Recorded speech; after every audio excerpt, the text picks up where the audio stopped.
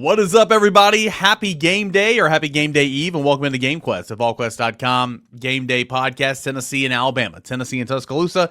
Tennessee on the third Saturday in October. It's been a fun week kind of previewing this game from every which angle. Grant Ramey and I are going to do that here over the next little bit. Jarrett Guarantano, former Tennessee quarterback, going to join us as he normally does here on GameQuest in about 10 or 15 minutes. We'll have game keys, game picks coming up later in the show from Grant and I. But first, Grant, kind of like I like to open up these conversations on big rivalry weeks. Say that 10 times fast. Like this one, as the show is presented by our great friends over at Spivey, Cain and Spivey LLP, where if you've got a problem, you can find a solution for you. TN Trial Lawyers, Spivey, Cain and Spivey LLP what does this game mean to you? Growing up in East Tennessee, you and I have these conversations a lot, like Alabama, Florida. Depending on who you ask in terms of the demographic, they'll say this game means more to them than this game or whatever. But regardless, anybody you ask, this game is monumental, huge rivalry game. It's been a streaky rivalry.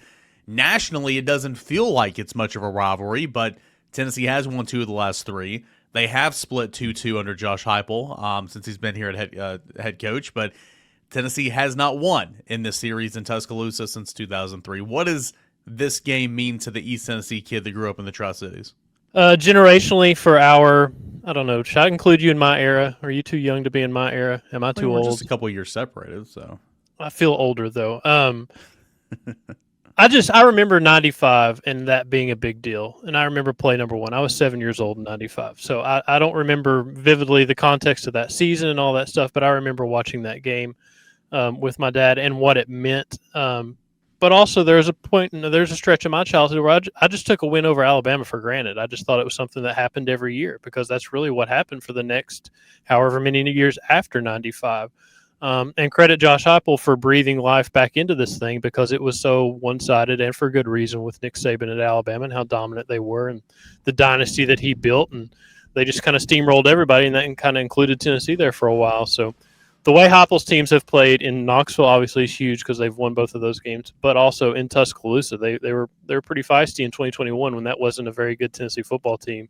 And then 2023, everybody remembers what they looked like in the first half and how things fell apart in the second half. So streaky is the word. One-sided, it just runs like every 10 years, it feels like, if not more. One team's going to be in control of this thing, but the last 4 years with Heupel here, it's been back and forth. It's been a lot of fun. It has been a lot of fun. Even in 2021, like Tennessee, I don't remember the final score. I don't have it in front of me. I mean, Tennessee ended up losing by 2 scores, but man, I thought Nick Saban was going to retire on that sideline in the fourth quarter there. I mean, he was just befuddled. He just did not know what to do defensively. He could not figure it out. And that's how Josh Heupel's offense really kind of hit a lot of these SEC teams before they had time to adjust there that first season. And then, Josh Heupel's made some adjustments on there this year specifically. It's been a whole lot of fun. So even in the games Tennessee's lost, like in this series under Josh Heupel, there's been some good play. I mean, down there in Tuscaloosa in 23, goodness, man, like you settled for too many field goals in the first half. You still led 20-7, I want to say, at halftime, but you should have cashed in a few more times. They came back to bite you. Tennessee didn't play very well in the second half. Too many penalties. A strip sack turnover to Joe Milton really hurt things. But again, I mean, had a monster lead there on the road at halftime at that point in the game. So Tennessee's played Alabama pretty well. Tennessee's began to run the football against Alabama, something they could not have done the last the first 3 years in this series. So I'm intrigued to see what round 2 Heupel DeBoer looks like. Obviously, Alabama will get into the personnel here in a moment, but I mean, we can do it a little bit here. I mean, it's a solid football team, Grant. I mean, you got to give them a lot of credit, too. Everybody was talking buyouts. It was countless threads on Volquest talking buyout for Kalen DeBoer. And what they've done since is just rattle off 3 straight SEC teams ranked. And if they are to beat Tennessee, that'd be the 4th in the row. I think that's kind of a low – I've heard it mentioned a few times this week, but I think that's kind of an underlying storyline in this game. Like, Alabama's kind of gone on a grind here lately, an emotional grind as well. Georgia on the road, Vanderbilt at home, Missouri on the road, and now Tennessee at home. All those teams are ranked. Does it have much juice left? I'm sure it does, but can Tennessee exploit that a little bit maybe in the second half and steal some points in this one? I mean, I keep waiting on the juice to run out because that was an emotional win at Georgia, and they're going to get up for Georgia as much as they get up for anybody because of what that rivalry has been in recent years during the Kirby Smart and the Saban era. And Vanderbilt they had circled because of what happened last year and all that stuff in Nashville and all the stuff that was said in the years since then. I kind of expected them to maybe run out of juice at Missouri because I didn't really know what to expect from Missouri. And they go there and they find a way to win a football game. So I don't know if this juice is going to run out at some point or when it's going to run out. But what they've done since week one, it wasn't just losing in week one at Florida State, and maybe Florida State's not very good at this point, but they got pushed around. I mean, they were a national punching bag for 2 weeks after that because they didn't really play anybody until they went to Georgia. For them to go from everybody talking about this does not look like Alabama, this is not what Nick Saban built, all this stuff, they're getting pushed around by a Florida State team to looking like a pretty good football team the last 3 weeks, the last 5 weeks, I guess. It's been impressive, the turnaround and the buy-in and all that stuff, the way. And Kalen DeBoer, I think we talked about it after week one. Like, this guy has won a lot of football games during the course of his career. You felt like at some point they're going to start winning some games, and they have turned it around quickly. Entered this season 113-16. Yeah, overall. I mean, I remember Googling him when Washington was going on that playoff run and looking at his background, and it was just very, very, a ton of wins everywhere he's been, not many losses. So, I mean, it makes sense that at some point, the way they've recruited, the talent level, what you're going to get at Alabama just based on what Nick built, he's going to win football games there. But still, and I agree with everything you said, and I'm not disputing anything you said. I think Alabama's a good football team. I think Alabama's got a good quarterback. Mm-hmm. I think Alabama's rallied the troops, and they're playing some good football. I mean, I think it's going to be a very, very tough challenge for Tennessee down there. And I know we'll get to our picks later on, but still, like, I'm not going to pretend like I know Alabama like the back of my hand, like I've watched every single snap. I watched a lot of the Vanderbilt game. I watched a good portion of the beginning of the Missouri game. I watched as much as I could of the Georgia game, but we were working. So I've seen Alabama play. But, man, even like you look at the stat sheet and very mediocre in some respects. Like, scoring defense and total defense, I think they're like fourth or they're like seventh and fourth respectively. But, like, both are like 17 points per game, and the total defense is like under 300. So, like, those are great. Like, those are fantastic. Pass defense, one of the best in the country. I think they're number 2 in the SEC. Rush defense, not good. They're like 13th. I think they're like 13th in rush defense. And sacks, they only have 9. That's tied for the third fewest in the league.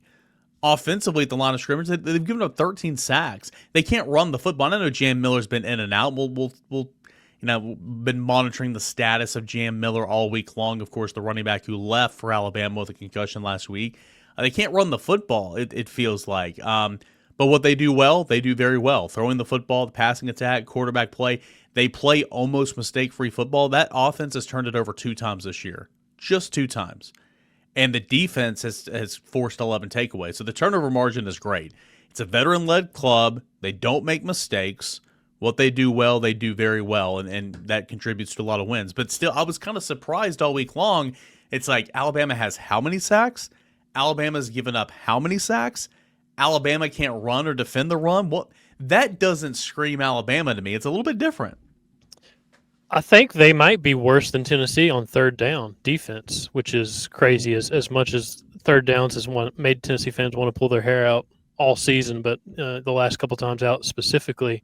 I think Tennessee's like 13th and Alabama's maybe 14th. So Alabama is holding opponents to 37% on third downs, and I had, because my computer reset before this, I don't have Tennessee stats. I think Tennessee's at like 38, something like that. So, but again, if you read the piece that I put up Saturday night, and it was on my 4 Down Sunday, and Hubs contributed a ton of stats for this, like Tennessee's third down defense, like 35 or whatever, or 37, 38. Tennessee is statistically better against Power 4 opponents in 3rd and 6 and less than 3rd and 7 and more. It makes, which is crazy, no sense. It's not the percentage; it's how they happen, and it's over the course of the game. But that's a different conversation that we can get into. I think it's Ty Simpson. I think it's a quarterback that's playing with confidence. I think that's You need Jam Miller. Obviously, Jeremy Bernard's been very impressive. He's done more production-wise, catches, yards, I believe, touchdowns than Ryan Williams has, so that's huge for Alabama. But it's just a quarterback that looks like he's taking care of the football. He's playing with a lot of confidence. Even when they didn't play well in Tallahassee week 1, I don't know what his numbers were. I don't know how great he was or if he was missing balls or what. But it feels like they've rallied behind him, and it feels like because of his level of play, because of his confidence, what he's doing at the quarterback, obviously a quarterback can cover up a lot of problems with your football team, and it feels like they're playing really well because Ty Simpson's playing really well. So I mean, I don't have Rob's matchup piece in front of me, but like if we're doing an Eric and Grant matchup piece, like Tennessee's run game, Alabama's front seven, that's interesting. Probably right now advantage advantage Tennessee, because Alabama's not been good against the run. Tennessee's passing attack against Alabama's secondary, that's interesting because that's good on good. That's one of the best pass defenses in the country, number 2 in the SEC. They're giving up like 135 through the air. That's going to be a great matchup for sure. You flip it over, Alabama's pass offense versus Tennessee's secondary, by a landslide, it's Alabama. Alabama's rush offense, Tennessee's rush defense, kind of interesting. Neither one are good right now, so that's kind of a toss-up. Tennessee at the Tennessee at the line of scrimmage, I think is much better, at least on paper, than Alabama at the line of scrimmage. I think Tennessee gets advantage on special teams. So, Alabama at the time of this recording is an 8.5-point favorite at home. Like, everybody's going to pick Alabama. You and I might pick Alabama later in the show, and I think majority of it, at least for me in that reasoning, would be, Tennessee hasn't won this game since 2003. Sooner or later, Tennessee's got to win a game on the road. I get that. Right. But I think a lot of it has to do with where you're playing, the streak that's been there. But also, I'm going to continue to bring it up. Alabama needs a bye week, right? Yeah. Or Alabama needs a reprieve of some sorts. And you're coming off this 4-game stretch where it's been really, really tough. Maybe you do run out of gas. I don't know. It's just Tennessee and Alabama are kind of even. There's going to be some really good matchups in some areas, but Tennessee clearly has the advantage in a lot of these individual matchups. Yeah, I think it's location. I think if this game was in Knoxville, you'd have more people obviously picking Tennessee. I don't know if it would be kind of across the board the way it feels like it is with Alabama because this game's in Tuscaloosa, but home field is the biggest thing. Tennessee's been good at getting off to fast starts, and I want to say a fast start is like a key to this game, but at the same time, you had a 20-7 lead in Tuscaloosa 2 years ago, and you couldn't do anything with it because of the way you played in the second half. So it's going to have to be 60 minutes of really, really, really good football from Tennessee on both sides of it, and we just haven't seen that from the defensively consistently for long stretches. We've seen them I think Houston Nutt was at the quarterback club on Monday, and he was talking about, man, you got to take those 5-minute segments where Tennessee's defense is playing with its hair on fire and forcing takeaways and getting off the field and all that stuff, and you got to extend that because it's just not been there consistently. So how many times can Tennessee get off the field? Can they look like a better defense on 3rd and long and all that stuff? Can they look better in pass defense? All the stuff that they're going to have to do on the road to have a chance to win this football game. Yeah, Alabama, looking at the full schedule right now, they had that bye after week 3 when they played Wisconsin, a real early bye.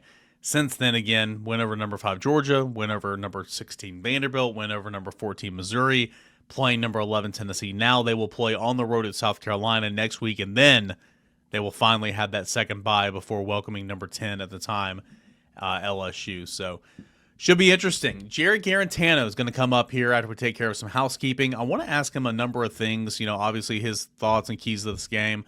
I want to ask him what he's seeing in Tennessee's defense. How can Tennessee be so elite in some categories and be just piss poor in others? From a quarterback's perspective, I want to get Jarrett's comments on that. That's coming up next right here on GameQuest, and then Grant Ramey and I will join you back here in a moment to give our picks, keys, and all that and more right here on GameQuest at Volquest.com.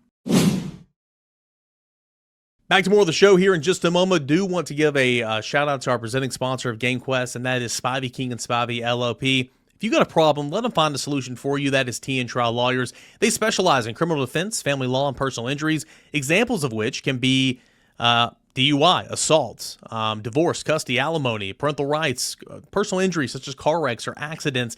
With over 80 years of combined experience, Spivey, Cain and Spivey LLP provides representation throughout state and federal courts in Northeast Tennessee. The firm has a vast amount of trial experience. The practice has been in place for 43 years, with this specific partnership forming in 2012. while also having partners who are energized for today's modern legal demands. Practicing primarily in Northeast Tennessee, the Tri-Cities of Sullivan County, as well as Hawkins County, Washington County, and surrounding areas, the firm has multiple awards. They've won multiple awards and have attorneys who have been rated by super lawyers with Mid-South real trial experience. Whether you've been injured in a car accident, need help with a divorce, help with custody of your children, or you've been accused of a crime, Spivey, Cain and Spivey, LLP, they can help you. Pick up the phone today and dial this number for a free consultation. That is 423-245-4185, 423-245-4185. Check them out online at SpiveyKingandSpiveyLLP.com as well. Spivey, King and Spivey, LLP. If you got a problem, let them find a solution for you. That is TN Trial Lawyers. Hey, football fans, whether you're cheering on this week in Nashville for the Tennessee Titans or the visiting New England Patriots, that's coming up on Sunday, make sure to drop by the Whataburger food truck at your tailgate. Get ready to bring home the W early and with hot, fresh Whataburger in hand. No matter who comes out on top, you can take your team to Whataburger and you'll know exactly what a winning taste feels like, what it tastes like. With food that's made fresh, hot every single time, 24/7. See you at the game and see you at Whataburger. Again, the food truck stop, the Tennessee Titans game against the New England Patriots this Sunday. Check it all out today. That's Whataburger. Want to welcome back to the show former Tennessee quarterback Jarrett Guarantano that's making the media rounds. He's, helping out on the Swain event the last couple of weeks on SEC, the morning show. I forgot the name of it. He was on that earlier this week, so that's pretty neat. Back here on GameQuest, that is Jarrett Guarantano. Jarrett, man, exciting games, and I know that the standard, and it's the right answer. Like I'm not dissing anybody this week saying that, but like it's the whole, you approach every single game the same way. I get all that, but like it's a rivalry game, right? I mean, there's got to be a little bit more. Like whether you want to admit it or not, there's a little bit more on weeks like this, right? Oh, absolutely. The third Saturday of October, of course, anybody that's been a part of this rivalry understands the implications and the cigar post game. But for a Tennessee Volunteer, this is one of the biggest games of the year, if not the biggest. So it's a super exciting time. Obviously, all the Tennessee fans get into their hate week stuff, and they're not very happy. Same with the Alabama fans. But as a player, it was super cool being a part of such an amazing rivalry. Yeah, no doubt. And, you played down there a couple different times. You played Alabama a total of 4 times, a couple times here at Neyland. It's been really cool. And I know Nick Saban was on that run, 15 straight or whatever. And, I mean, it wasn't just Tennessee. He was beating up on everybody. It's been really cool to see, Josh Heupel have success against Alabama. But still, this is a place that Tennessee as a program has not won since 2003, which is just shocking to me. Of course, same with the Swamp. We'll talk about that later in November. The environment in Tuscaloosa, like I've always thought it was good. I've covered several games down there. I wouldn't compare it to some of the other places that Tennessee's played, but it's always a really good environment with obviously really, really talented football players on the field. No, absolutely. And when you talk about Brian Denny, I feel like it just depends on what week it is, right? What game is being played. Obviously, versus some games, you'll see not as many fans, but games like this, games like versus Georgia, games versus LSU, bigger games, you're going to see a packed out stadium. Obviously, it's a beautiful stadium, a lot of new renovations, but you're going to see a lot of diehard fans there. It's going to be super loud. Of course, it's not like the Neyland stadiums, I would say, or maybe the Death Valleys, but when the implications are high, those fans really come out and support, and it's an absolutely amazing atmosphere on days like it's going to be on Saturday. Let's start quickly. I'm going to ask you about last week. I mean, obviously, it was a nail-biter there at the end. Tennessee had a 17-point lead in the second half. Defense really tightened up in the third quarter before a couple of late touchdowns in that football game for Arkansas. But it was one of those kind of survive and advance. Offensively, did not have a bad game, but, like, I know you'll agree with me, man. I mean, just left so much out there, especially with the defense caused 3 turnovers, only scored on 1 of them. But still, you get a win, and you're 5-1 with a chance to – this week pick up one of those signature wins that will really help you in terms of a playoff push. Yeah, isn't it awesome that we've gotten to the point where scoring 35 also just seems like we've left so much on. I watched the game and I see the end box score and I'm like, it didn't feel like we scored 35 just because of the instances with the 3 turnovers, only scoring off 2 or only scoring off 1. We had the 4th down stop. We didn't score off that one as well. We had, I think, 5 or 6 3-and-outs that couldn't get any drive started. But outside of that, even we had a Brazel drop, which he never does. I thought that was a great ball by Joey. and we had maybe a Mike Matthews miscommunication that could have led to another score. So we legitimately probably left 10 points on the board just from those 2 plays and those drives. I would have at least liked to get a field goal.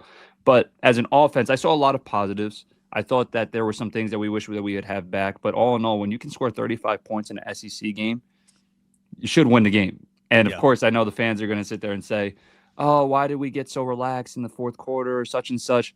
We were up 14. So at that point in the game, do you want the defense to keep going out there? What do you want? Do you want to hold the ball? Do we want to run our 4-minute offense? At that standpoint, in that moment, I thought it was a smart thing to do to try to capitalize on time management and running the ball in those scenarios. Yeah, I mean, you were 17 points at one point in time. Then you were up 10 because they scored a touchdown. And then everybody wants to point to that punt. It's 3rd and 3. And if Star Thomas, again, I'm a big fan of Star, but I think that he misplayed that. I think he cut back and when he should have ran the play that was called. And I don't think he would have gained 20 yards, but I think he would have gained 5 and a first down. Then you take off more time. But instead, you don't get it. You have to punt. Punt goes into the end zone. It takes one play for them to get back to kind of where you were. So it makes it look bad. But like that's the right move in my opinion, right? I mean, you're up 10. You've ran for 200 yards in that football game. Run the football and kind of move on. And if you get that first down, maybe the whole complexion kind of changes leaving that game. It's not like, oh, well, man, they won by 3. Tennessee gave up 2 fourth-quarter touchdowns. It's, you still won by 10, a 2-possession game and did what it was supposed to. But nonetheless, Tennessee got the win, 5-1, 2-1 in SEC play. And now you're getting into these big boy games right here. And tell me what you think about Ty Simpson. Ty Simpson, veteran guy, came in to back up Bryce Young in 22, backed him up, sat on the bench, backed up Jalen Milroe for essentially 2 years, okay? And now he's got the keys to the Corvette, and he's done a fine job, man. 1 turnover this year. It was an interception against Vanderbilt. He's leading the SEC in passing touchdowns with 16, 2 more than Joey Aguilar. Aguilar's leading the league in passing yards, 2 yards more than Ty Simpson, so very similar there. 70% completion, quarterback ratings through the roof. He's having a fine year. From your vantage point, from what you've seen of Ty Simpson so far, what does he do so well, and why has he been effective? I personally, if I had a Heisman vote right now, mid-season, I would have Ty Simpson as my Heisman Award winner. Him along with maybe Carson Beck, Fernando Mendoza. But when you look at Ty Simpson's game as a whole, his ability to not turn the ball over and his ability to continue moving chains, getting the offensive line in the right protections, doing all which the offense is asked to do, all while throwing 70%, super impressive. And if we look at Alabama as a whole, in general, since week 1, I'd probably put them as the most impressive team or most dangerous team in all of college football. Maybe them, Miami, Indiana. Indiana looked pretty good versus Oregon. But as a whole, Ty Simpson and Alabama are clicking on all cylinders. When I watch Ty Simpson play, he makes all throws at all different levels, right? He can make any single throw on the field. I know it's cliche to say that, but he does. He hits them all. He slants, hitches, corner routes, digs, outcuts, anything that there is to throw, he hits it. And then he obviously has 3 talented wide receivers, which we're going to have to prepare for. It's going to be a tough task, but they're very good players, and we're going to have to understand how to guard them and how to put Ty in some sort of different looks that might cause some different pressures or cause some inability to read. But if we let him have a clean pocket and we let him read the things that he can read and go along the game very smoothly, he's going to have a great day. What's been maybe most impressive about him and Alabama in general, I mean, Vanderbilt sacked him 4 times, Missouri sacked him 4 times. That offensive line in general has not been great, but that's not slowed down the production. I mean, Alabama still scored 34, 28 last week or whatever. Still, scored points against Vanderbilt. So the offense is still moving despite, them not protecting Ty Simpson very well. And that's kind of, it makes you worrisome about Tennessee's defense, right? Because Tennessee's defense is going to get back there and harass them because they're, nation leader in sacks. Tennessee hopefully is going to create a turnover or 2. But can that knock him out of rhythm? Can you do that in, down and distance, third and long or whatever? Knowing Tennessee's good at those things, but knowing that's not necessarily really affected Alabama in the last 2 weeks. It's more of a credit to them for overcoming those certain things, but and they should know that they're going to get that type of effort from the Tennessee defense that's been very opportunistic the last couple of games. Yeah, I'd say that it's a big positive for the Tennessee defense going against a team that's pass heavy, right? In the last couple of weeks in our SEC games, Mississippi State, Arkansas, we've played a couple of really good running teams, rushing teams. We had obviously Mississippi State, who had two very good running backs in Booth and Boswell, and then last week we went against probably the most talented rushing quarterback, along with passing quarterback, dual threat in all of the SEC, along with Mike Washington, who's listen, he was talking smack, but he played a really, really good football game. So He backed it up. yeah, absolutely. And then you're looking at these two teams that ran the ball well. We haven't really tackled very well. We haven't been able to secure edges as well, fill gaps. We just haven't did it all as a total defense. But the thing that but Alabama doesn't really rush the ball a lot, which kind of is favorable for us. We are going to allow our pass rush to eat more so. We've been collecting sacks. We've been able to turn the ball over. That's where it's going to be a little bit tough. We're going to have to continue doing that versus a team that doesn't turn the ball over. I think they're second in the nation in turnover margin per game, which that causes a little bit of a lapse for our defense because we really thrive off turnovers, right? We're playing that bend, don't break defense.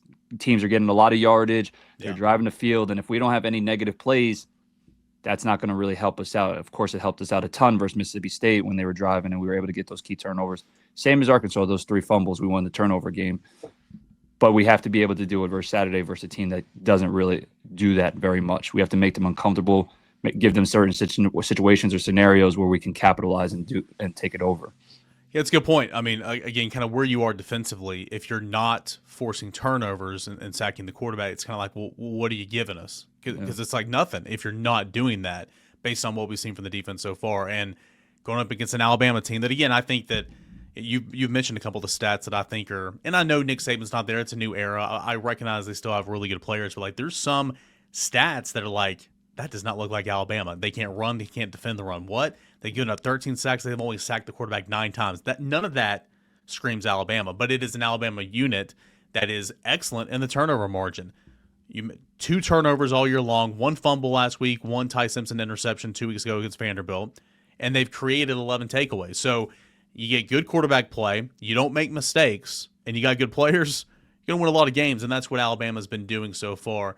Do want to ask you about, you brought up the trash talking from Mike Washington. And yeah, he backed it up. His first carry was for 36 yards. It's like, okay, well, it's what you got Jeremy Bernard, who I think is a phenomenal player, followed DeBoer from Washington over here. He's been the best wide receiver during the DeBoer era at Alabama, knowing that you have Ryan Williams. He had comments earlier this week about, it'll be a dream scenario or whatever to go man-on-man with Tennessee's defensive backs or whatever. I think he was honestly giving more of a credit to the defensive line, than anything. But anyway, you're going to take it out of context or take it in context, however you mentioned it. It looks like bulletin board material.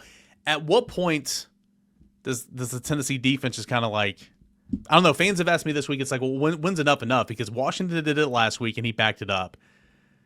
Bernard, we'll see if he can back it up. He's obviously a really good player, but like, how does that type of stuff affect a football player in that locker room? Because fans can make it be what it is, but does it truly mean that much to you guys in the locker room? Right.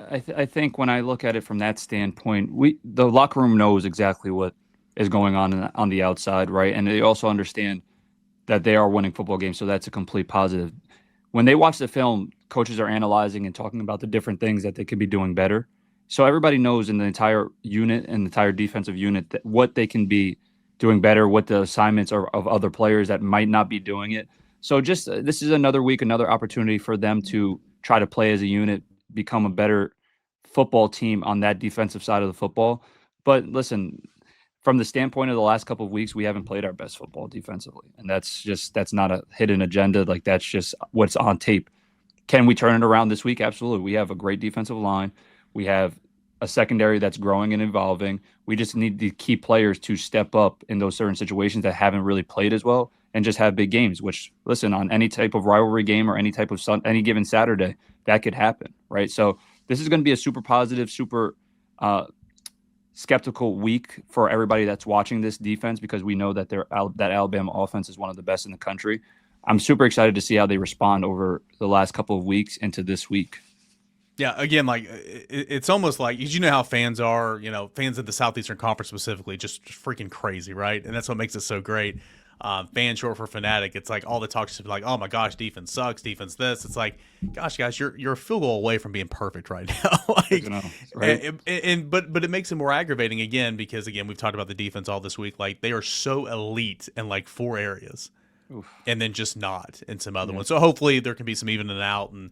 They can kind of turn a corner here on the road, where it is easier to communicate a little bit when you're playing defense. I want to ask you about Tennessee's quarterback, Joey Aguilar. Not too bad of a quarterback as well. I think this is an awesome quarterback battle for sure. Where you look around the league, it's like Nussmeier against Pavia. You've got Mateer against Sellers, and a couple other nice quarterback matchups that had a lot of hype coming into the season. Nobody envision, Simpson versus Aguilar, but it might be the best of the best. He just continues to do his thing, man. And his first true road start was against Mississippi State a couple weeks ago, and I thought he passed that with flying colors, right? Different type of environment, playing on the road. Again, he's just not done it enough, but, based on everything he's done this year, I know he's not perfect, but, like, there's just no reason not to back that guy or have faith in that guy. He just continues to – doesn't matter any circumstances, you're winning, you're losing – you're on the road, you're at home, you're a neutral side. He's just even keel, and I think that's his best attribute. Yes, when you look at everything that Joey has done over the course of the season, there's absolutely no reason not to have supreme confidence in how he's going to play on Saturday. Of course, he's going on the road. He's going against a very tough football team, but Georgia was a very tough football team as well. All these SEC teams have very good players on their defense, and he has continued to play well. Maybe outside of, statistically speaking, the Mississippi State game, which I didn't think he played too bad. I thought there was a couple of key drops that could have definitely changed that stat book a little bit more. But I've been super impressed with his composure and his ability to continue making good plays, even out of bad plays, right? So, like, there are so many times where whether it's a missed block or whether it's him getting outside the pocket and throwing the ball away or creating with his feet, that is continuing to allow this offense to continue to grow and to move the change. It's not all about just the sexy plays of the deep passes and him giving the opportunities to our 3 great wide receivers. It's the little things in between, like his leadership ability, his ability to make sure that the offense is in the right play. If it's an RPO read, he's almost been spectacular at making the right decision every single time. So I'm super confident in how he's going to play on Saturday. It's going to be the outside effectors or outside outliers, just with our running back room, our wide receiver room, our O-line room. We need them to also play at the level that he's been playing. And I think that our offense will continue having the success like we've been having, being the leading scoring team in all of college football. Alabama defense really solid in terms of points per game. I mean, they rank like 7th in the league, but it's 17.3 points per game. That's exceptional. That's good. They rank I think this stat's funny. They rank 4th in the league conference in total defense, but they're averaging giving up less than 300 yards, 293. And that's really good. They're giving up the 4th most rushing yards at 156 a game, but only the 2nd fewest passing yards at 136. Stat-wise, and then people like me might look too far into stats, like, is the passing yards given up, like the passing defense, is it so good because they've been more successful on the ground, or is it just that unit from what you've seen is really good? I know stat-wise they have a safety that's got 3 picks. Feels like they got some good corners. Feels like the secondary is obviously the best part of that defense, but are the stats propped up because the passing stats propped up because what they've given up on the ground has not been very good so far? Yeah, when you look at it as a total framework of their work, they have been very good defensively this whole year, right? I mean, outside of maybe Florida State, that was the one game where everybody was like, wait, is this Alabama? Like, everybody wanted to give DeBoer the hot seat instantly. Yeah. But outside of that game, they have been absolutely spectacular. And from that standpoint, also, it's not like they've been versing like cupcake teams. They have the second strength of schedule in all of college football. So they've been stacking games of very good defensive play on back-to-back weeks with Georgia, Vandy, and Missouri, Missouri is a very underrated team. They have a great offense. So I think when I look at them statistically, I think it doesn't lie at all. I'd like to see our team continue to run the ball very effectively. Obviously, Bishop is coming off a career game. Hopefully he's healthy and continues to capitalize on his opportunities, because last week, I don't know if we would have won that football game without him. Mm-hmm. And I also would have been really intrigued to see him play the whole 4th quarter. Maybe he would have got to like 200 yards rushing, knowing that it's 4-minute drill. But as our Tennessee offense going into this game, it's going to be very imperative that we control the ground game and we're able to capitalize on those sort of down and distances like 3rd and short, running the football and moving the chains, right? Of course, I want to see us attempt to throw the ball down the field and show them that we're able to take those threats, or we have these deep threats on the outside, but it's going to be won in the trenches, just like any other SEC game, right? Defensive line, offensive line. We're going to need to win that battle in the trenches, and we're going to have to the ebbs and flows of the game, we're going to have to be able to withstand them, especially on the road. And again, I think that's advantage Tennessee. Line of scrimmage, I do on both sides. I think it's advantage Tennessee, and that's when you're talking about going into an SEC battle, specifically on the road, and when you're an underdog by a little over a touchdown, that's not a bad place to start if you have the advantage in the line of scrimmage. Jarrett, anything else, man? What are some other keys that you have? I know you've mentioned a lot already, but what are some other keys or things you're looking for in this football game for Tennessee to go down there and do something that hasn't done since 2003? Right. I think, of course, one big thing is going to be finding Caden Proctor in the red zone. Obviously, they've shown a lot of different looks with him, which has been super cool as a fan standpoint. Yeah. Not so cool having to be a coach in this versus them every week, but finding him in the red zone. Obviously, they know in the past couple of weeks, whenever he's been in funky positions, that the ball is going to him, whether it's quarterback, wide receiver, might be running back, who knows. But just a message to the fans, right? Like, this has been a long time coming. We haven't won in Tuscaloosa, I think, since 2002, 2003. Of course, I have a hand in that. I lost 2 of them as well. But this is a very tough place to play. And I think they are the team with the most home wins in a row consecutively in all of college football. So this is going to be an absolute massive test. We are going to need our team to play their best football on Saturday for us to win. And regardless, win, lose, or draw, we have the rest of the season, especially with even 2 losses, no matter what it is, to continue to capitalize and get to that CFP, right? We have a great game coming up with Oklahoma. We have Vandy. These are 2 ranked opponents. I just want us to come out and show up how I think we can. I think that we're going to be able to have a really strong game plan, obviously with our coaching staff, but it's just going to be about capitalizing on if we can win the turnover margin, if we can pressure Ty Simpson, and it's just going to be like any other game, especially on the road. It's going to be about the ups and downs, the ebbs and flows of that, right? They're going to have success. They're one of the best teams in the country. They probably have the Heisman winning quarterback right now. They're going to have success. It's just going to be about how do we handle that success and continue to push forward, right? This would be a win that Tennessee would carry around as a resume lifter, just like it did last year, right? I mean, I know Alabama ended up losing 3 games, but everybody was still trying to get Alabama in the CFP. Right.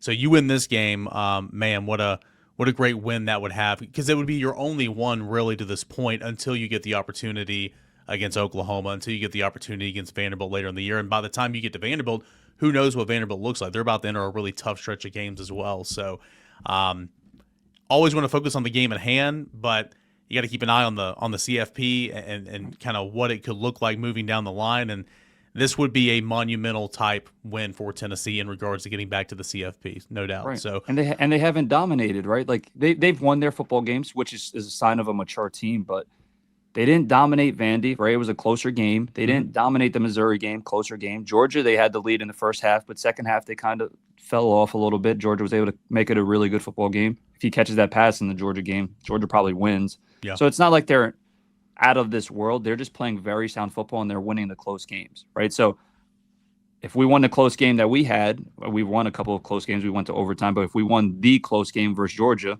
we're sitting here 6-0, right? Same. We're probably the favorites going into this game. I know it's an away game, but we're probably a little bit closer to maybe 2.5, 1.5 than we are right now with that record. So Alabama's a very beatable team, but also I want to make sure that everybody understands they're one of the hottest teams in college football, and they've been playing a super tough strength of schedule.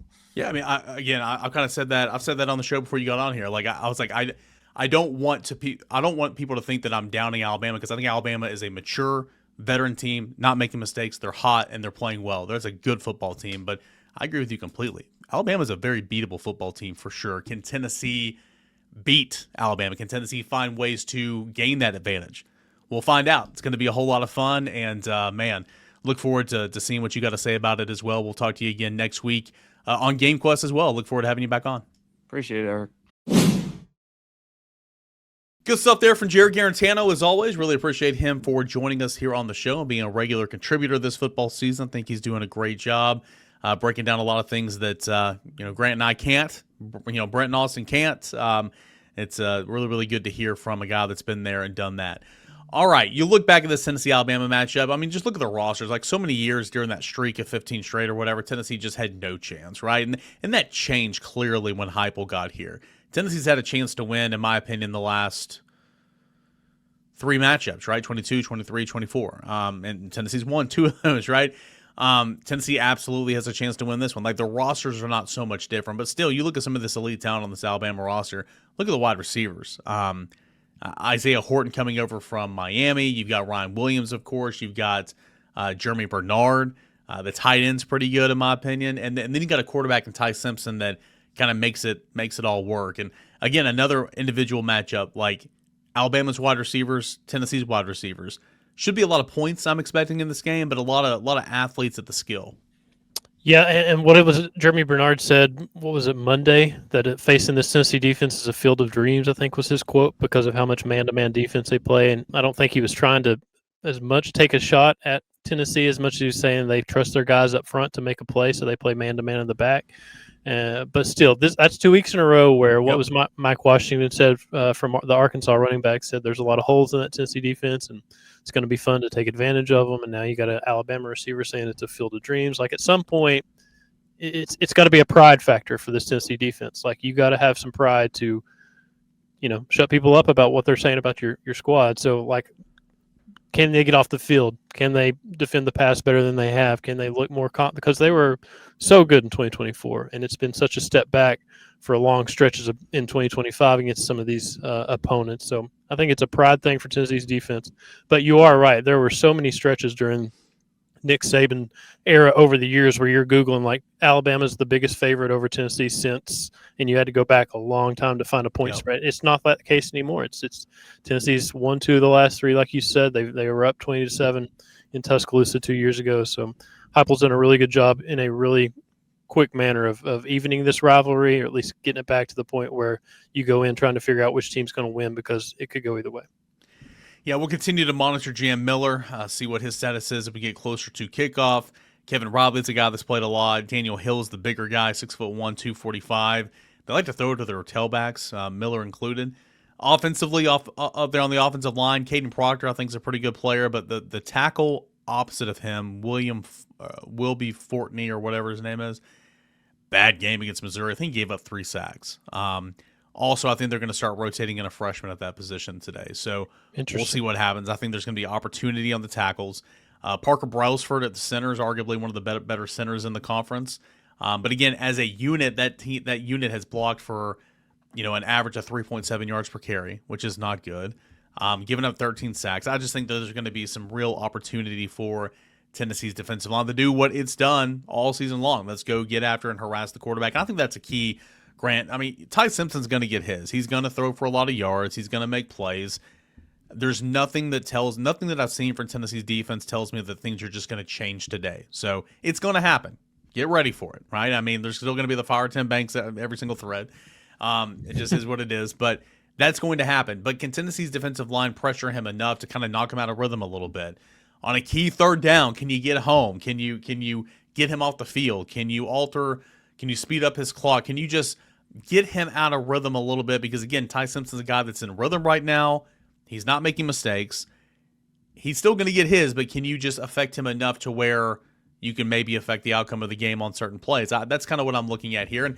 And there should be confidence in that regard, because where Tennessee's defense, again, has been so head-scratching and so abysmal in pass defense and rush defense and scoring defense and all that and more, it's been so elite in sacks, forced turnovers, takeaways, defensive touchdowns, stuff like that. So expect defense to make a play or two at least today. Like, that's going to happen. Can it happen in the right spots to where you can give the football back to your offense and keep the football out of Ty Simpson's hand? That's what I'm looking for. I think you undersold Caden Proctor as just a left tackle, because apparently he's a wide receiver now. Apparently he's taking direct snaps. Yeah, he's taking direct snaps in the backfield.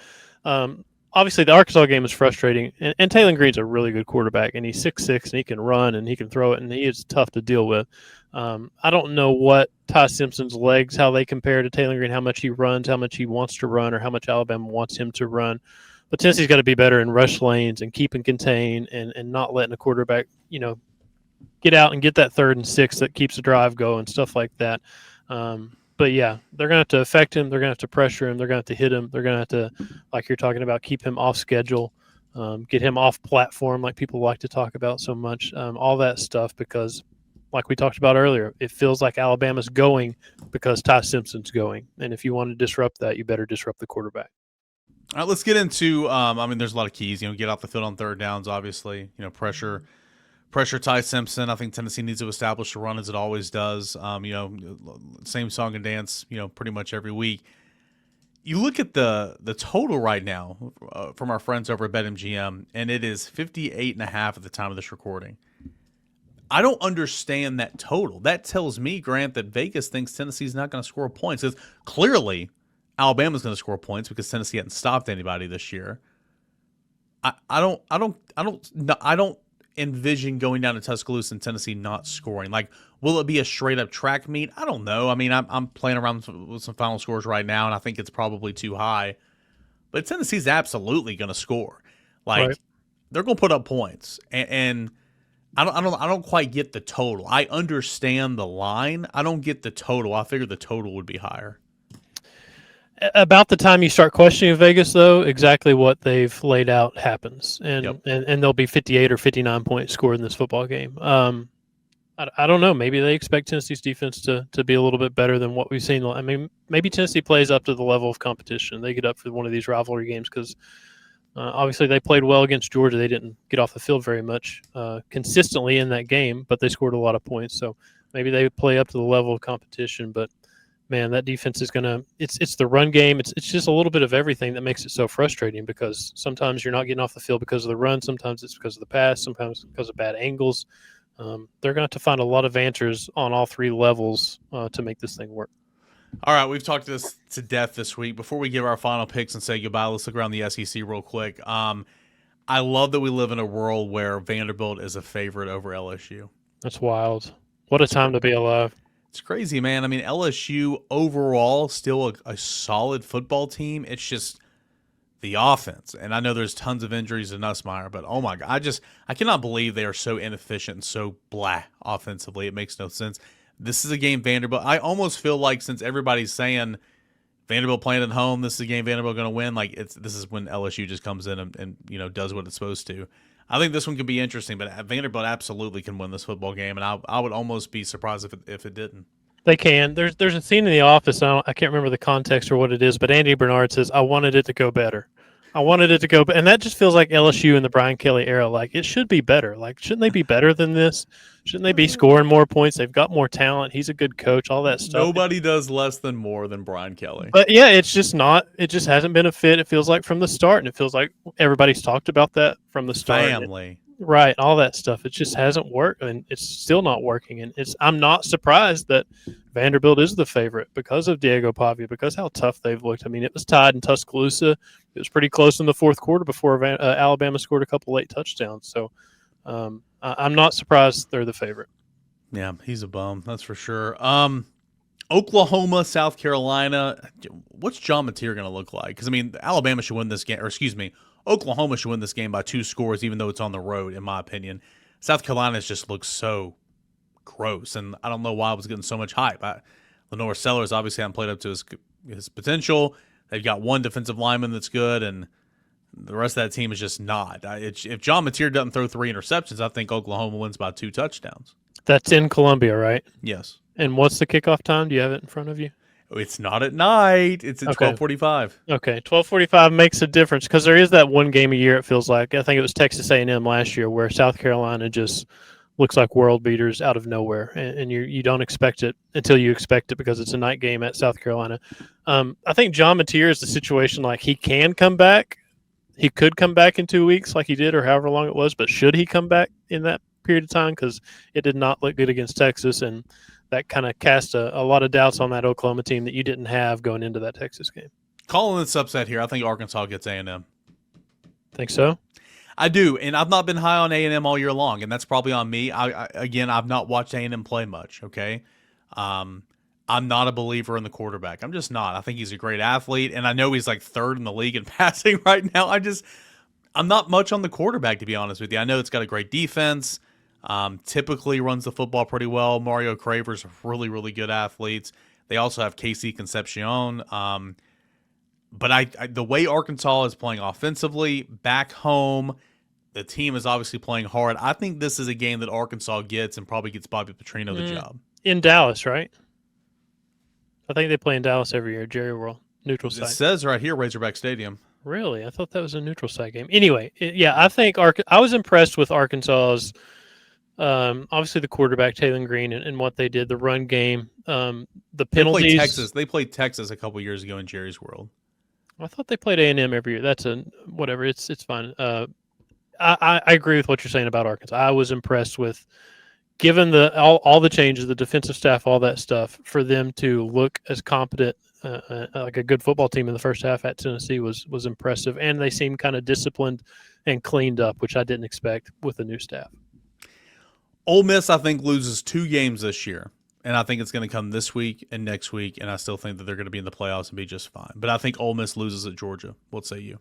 Yeah, I agree. That's a tough place to go to win a football game. And Georgia looked bad in Oxford last year, so a little bit of a revenge game, I guess. I want to call I'm living on upsets this week, essentially. I want to call this upset. So actually, Ole Miss Georgia would not be an upset. Georgia's favored. I want to call this upset so bad. I don't think it's going to end up happening, but boy, it could. And I'm rooting for it. And if it does happen, it's finally bye-bye Billy Napier. You cannot keep him if you lose this game. Obviously, can't keep prolonging it. I want Mississippi State to win. I think Florida's going to win, especially at home. Florida's a near 10-point favorite.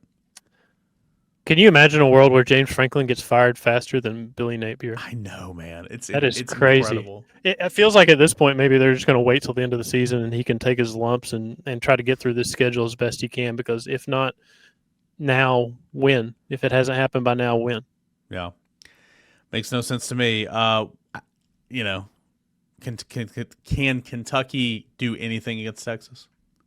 I mean, it's in Lexington, right? So who knows? Maybe. Yeah. But it's been so long since Kentucky's done anything against anybody.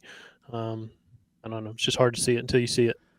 Could this be the coming out game for Arch Manning, the legit coming out game? I don't know. We'll see. And then Missouri at Auburn. This one's interesting as well. Missouri's had 2 really interesting games in back-to-back weeks. Missouri's about a 1.5 favorite on the road. Auburn, they got to fire Hugh. There's so much talent on that roster. It's incredibly embarrassing that they just can't win. And they've been so close so many different times, but they can't win. And I think Missouri, Auburn should win this game, in my opinion. I think Auburn's a better football team from a athlete standpoint and all that, but I think Missouri's a better team. I think Missouri's got clearly the better quarterback. I think Missouri's got the better running back. Auburn's got the better wide receivers.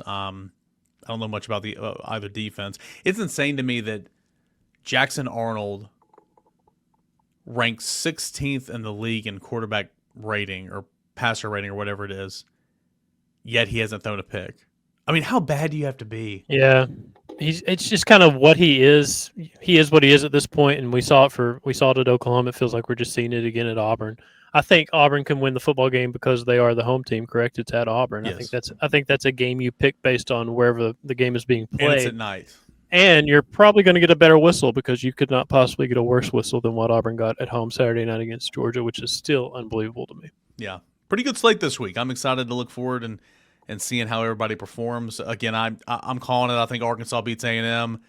I want State to beat Florida. Don't think it's going to happen. I think Ole Miss loses 2 straight. I want to call Vanderbilt over LSU. I don't know. I'm gonna not pick that game, but I think that's a pretty good opportunity there for the Commodores. All right. As we say goodbye here on GameQuest, let's give our game picks, Grant Ramey. That total at the time of this recording is 58.5 with Alabama as an 8.5-point favorite at home. How do you see this playing out? If you have a final score, let's hear it. I'm going to go Alabama 33, Tennessee 27. I think Tennessee can win this football game. I don't know that it happens. It would take, basically 60 minutes of really, really, really good football to make it happen. I think that's 59 points, so I'm right over the over. And I think Tennessee covers a 8.5-point spread. I think Tennessee's good enough, but I need to see this defense play better, play more consistently across the longer stretches of football games. We just haven't seen it yet. Yeah, it's a real Debbie Downer show here because I'm picking Alabama as well. It's probably not a shock. I just, and I said it on a radio show earlier this week.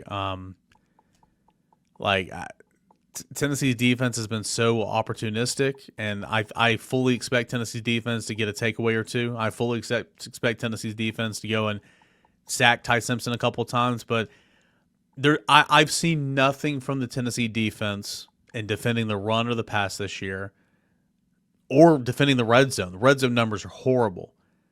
Already given up more red zone touchdowns this year in 6 games than Tennessee's defense did in 13 games last year. Like, I've seen nothing that gives me the ability to say, oh, yeah, I trust Tennessee's defense to make a couple of stops there at the end. And that sounds harsh, but it's reality, right?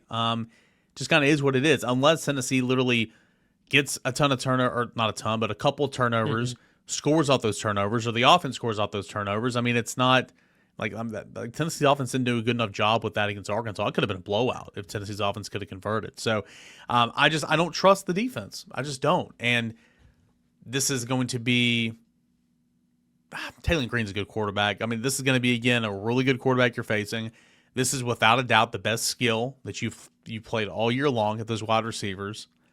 I just don't trust it. I have been going back and forth. Like, initially I had 41-31 Alabama. That'd be 72. I'm like, gosh, man, that seems really high. Maybe it's not that much. That's a lot of points. And then I did 35-28, just an old-fashioned football score. But I feel like Tennessee's going to score more than 28 points. I do. So give me 41. Gosh, I don't know. Give me 38. Give me 38-31. I'll get into the 30s. Give me 38-31 Alabama. Tennessee covers the 8.5. It just feels like Tennessee's defense has been on its heels too much the last 2 times we've seen them. Like they can be a team that gets off the field against Georgia when you have to, or Mississippi State, scoring defensive touchdowns and making big plays and all that stuff. But they got pushed around the run game at Mississippi State. Arkansas ran it really well. They didn't do a good job pass defense either. Like, we have to see just longer stretches from this defense where they look better, because it feels like you're just trying to outscore. It feels a lot like 22, where it's like, how many points do we got to score to outscore this team, because who knows how many stops you're going to get. And again, everybody wants to compare this year's defense to 2022. And from the outscoring aspect, yeah, I agree with you. Mm-hmm. But, like, again, this is a very different defense in terms of all due respect. Well, there weren't anybody making plays in 22. Right. Like, Tennessee, they're at least making plays and creating opportunities and all that. But to the point of your point and everybody else's point, having to outscore, I completely agree. It's kind of that's the frustrating part, because they make the plays, big plays every now and then, where you're like, marry that together with just getting a 3rd down and 6 stop, getting off the field, whatever, not getting pushed around in the run game, not giving up a 7-yard run on 3rd and 6, or not giving up a whatever, where it just makes you want to pull your hair out trying to figure out what this defense is doing. Very rarely does an opposing offensive coordinator or an opposing quarterback sitting there in 3rd and 9 and say, all right, we got you right where we want you. I mean, that's what we were sitting there watching the Arkansas game thinking, how are they going to convert this one? How are they going to convert this one? 3rd and 17 or whatever, and Taylor Green runs for 18, and then there's a hold defensively somehow where they tack on 10 more after that, stuff like that. And then they get the 3rd and 2 stop, and you're like, now you get a 3rd down stop? So I don't know. It's just it's hard to watch, but there's signs, there's flashes that maybe it gets better, but we got to see it to believe it. Yeah, sitting there tracking all those 3rd downs by hand, and only for me to realize that Stat Broadcast actually tracks 3rd down for me. They do. 8 years on the beat, just now figuring that out, so that's good to see. But it was quite the spectacle. Hopefully Tennessee can improve on that down in Tuscaloosa. I guess one more thing I want to say, and I feel like I've just thrown a lot of shade at Alabama this week, and that's not necessarily my style. I'm not trying to, but I'm going to do it again. Like, obviously a tough place to play. I'm not saying it's easy to play there, because it's not. You compare to some of the places we've been, Grant, it is not anywhere close to the top in terms of most difficult places to play, in my opinion. No.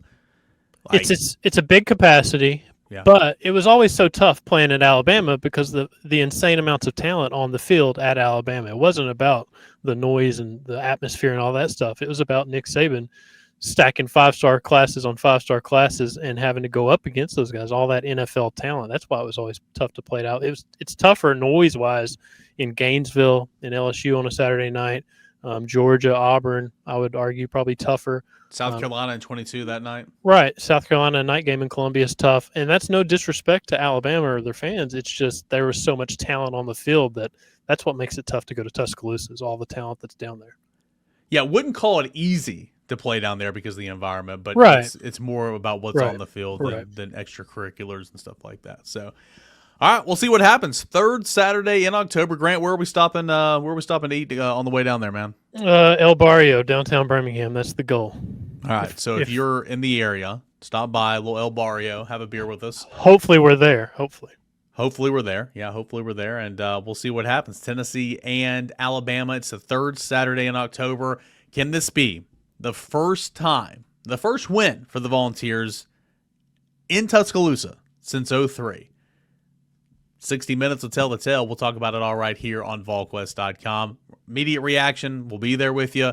In the game thread on the GQ, it's going to be a very cooperative place. Everybody's going to be calm, cool, and collective. We're going to wait till the 60's up before we voice opinions. It's going to be awesome. Come hang out with us over at Volquest.com. Were you alive in 2003? I was alive in 2003. Okay. Awesome. Good to know. I was alive in 95 when you were talking about it earlier, but I really very I'm surprised to hear that. Okay. Very, very young. We don't have to go there. Very young. Kirby Puckett, very young. All right. Appreciate you guys as always. Big thanks to Spivey, King and Spivey LLP for being a part of the show, being the presenting title sponsor here at GameQuest. If you got a problem, let them find a solution for you. TN Trial Lawyers, fantastic people, Tennessee fans just like you. If you have a need, they can help you. Free consultation by picking up the phone and dialing this phone number right here, which is 423-245-4185. That is 423-245-4185. Spivey, King and Spivey, LLP.com as well. For Grant Ramey, big thanks for Jarrett Guarantano for stopping by. I'm Eric Cain. Thanks so much for watching and listening to us here on GameQuest at VolQuest.com. Game Day Podcast.